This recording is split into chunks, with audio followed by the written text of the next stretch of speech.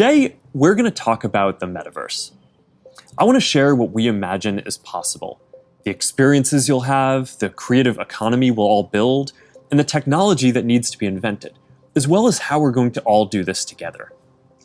The basic story of technology in our lifetimes is how it's given us the power to express ourselves and experience the world with ever greater richness. Back when I started Facebook, that mostly meant text that we typed on computers. Then we all got phones with cameras, and the internet became much more visual. And recently, as connections got faster, video has become the main way that we experience content. We've gone from desktop to web to phones, from text to photos to video, but this isn't the end of the line. The next platform and medium will be even more immersive, an embodied internet where you're in the experience, not just looking at it. And we call this the metaverse. And you're going to be able to do almost anything you can imagine. Get together with friends and family, work, learn, play, shop, create, as well as entirely new categories that don't really fit how we think about computers or phones today. Now, since we're doing this remotely today, I figured let's make this special. So we've put together something that I think is really going to give you a feeling for what this future could be like. Mark Zuckerberg knows Facebook is boring. He desperately believes this is going to change now that he has rebranded it as the metaverse. Nothing will change. Whether he names it Facebook or the metaverse or God's universe, it is what it is. And Mark Zuckerberg is who he is. We believe the metaverse will be the successor to the mobile internet. We'll be able to feel present, like we're right there with people, no matter how far apart we actually are. We'll be able to express ourselves in new, joyful, completely immersive ways, and that's going to unlock a lot of amazing new experiences. For the purpose of this video, let's hypothetically imagine for a moment that Facebook is no longer a social media company, but rather a metaverse company. What does this mean? In Zuckerberg's own words, it means that instead of just browsing the internet, you are in it. This is what the meta is, or at least that's what he promises it would be. When I send my parents a video of my kids, they're going to feel like they're right in the moment with us, not peering through a little window. When you play a game with your friends, you'll feel like you're right there together in a different world, not just on your computer by yourself. And when you're in a meeting in the metaverse, it'll feel like you're right in the room together, making eye contact, having a shared sense of space, and not just looking at a grid of faces on a screen. I asked a number of people, mainly experts, if they understood what the meta is. Most of them told me that they are not really clear what Facebook's version of the metaverse would actually look like in practice, other than a linked collection of virtual reality programs and existing apps in its 3D space. Others I interviewed even wondered if they really wanted to immerse themselves in its reality, or perhaps I should say, its fantasy. The metaverse has always been a dystopian idea, but when Mark Zuckerberg announces he's spending nearly $10 billion on the metaverse just this year alone, one has to take it serious, let alone wondering what it is. Some view it as a PR stunt, while others look at it as a billionaire-sized step into the unknown, a la Jeff Bezos or Elon Musk way, who are venturing into other universes, although in a totally different space. I think what Mark Zuckerberg wants is to change the future of the internet as we perceive it, rather than running an advertising social media platform that is no longer anyone's idea of a new tomorrow. Championing the metaverse feeds Mark Zuckerberg's lust for power and greed, the way space travel feeds Bezos and Musk. However, there is more to the story. Don't go away.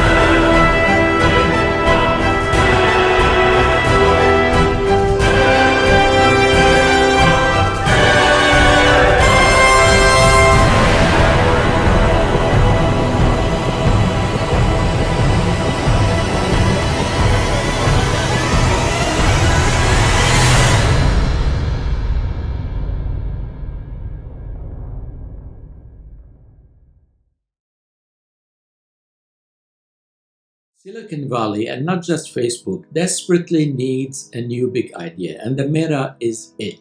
The industry is in need of a new way to generate more and more money that is coming out of your own pocket, knowingly or unknowingly. And the metaverse fits that bill.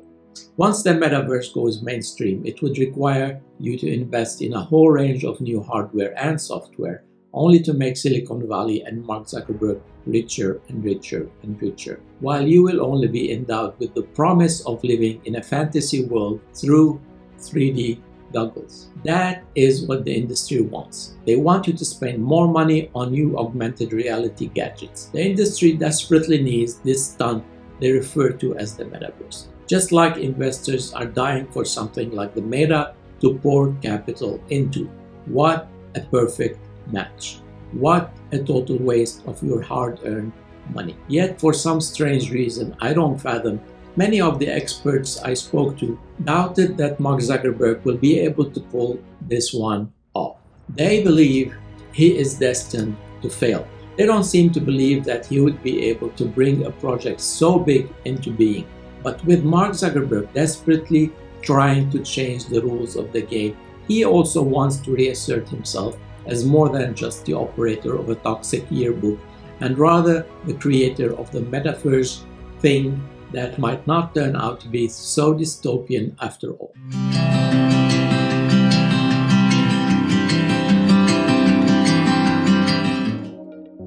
Hi, I'm Viola. I'm excited to show you the results of our game-changing research into humanizing AI. Autonomous animation enables digital people like me to take input from the environment and respond in real time.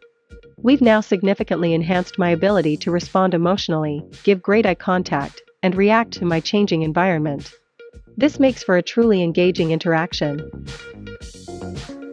I was made in the groundbreaking digital DNA blender and effortlessly launched using our ddNA Studio with only a few clicks. My identity and personality were crafted by blending features like skin texture and tone, face shape, eye color, voice, language, and of course, hair.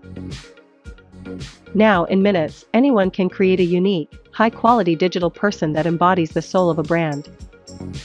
And they can do it using the most advanced AI, CGI, and autonomous animation technology in the market today. And now we have some cutting-edge new features that my digital friend Sam will tell you about. Thanks, Viola. After years of research, I'm excited to announce new features in Soul Machine's Human OS that unlock the emerging field of humanized AI. So welcome to the revolutionary next generation of dynamic content awareness and interaction. We've created an immersive world that elevates content and allows people to focus on what's most important. We've supercharged my awareness of the dynamic content around me. By using gestures and gaze direction, I ensure high-caliber messaging gets the attention it deserves. Thanks to years of research, we're making the leap from facial gestures to fully embodied gestural performance.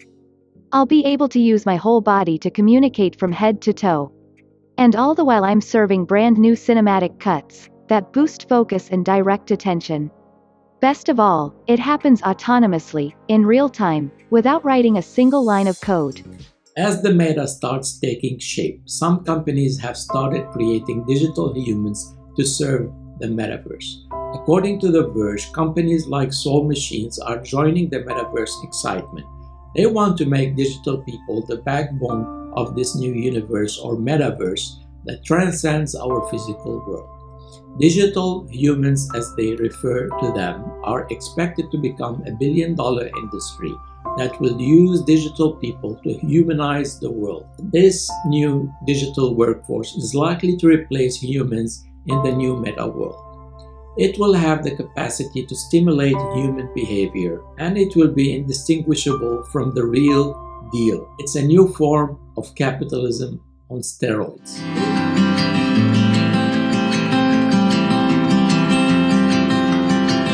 All right, so that's a glimpse of a few ways that we're going to be able to get together and socialize in the metaverse. It's a ways off, but you can start to see some of the fundamental building blocks take shape. First, the feeling of presence. This is the defining quality of the metaverse. You're going to really feel like you're there with other people. You'll see their facial expressions, you'll see their body language, maybe figure out if they're actually holding a winning hand. All the subtle ways that we communicate that today's technology can't quite deliver.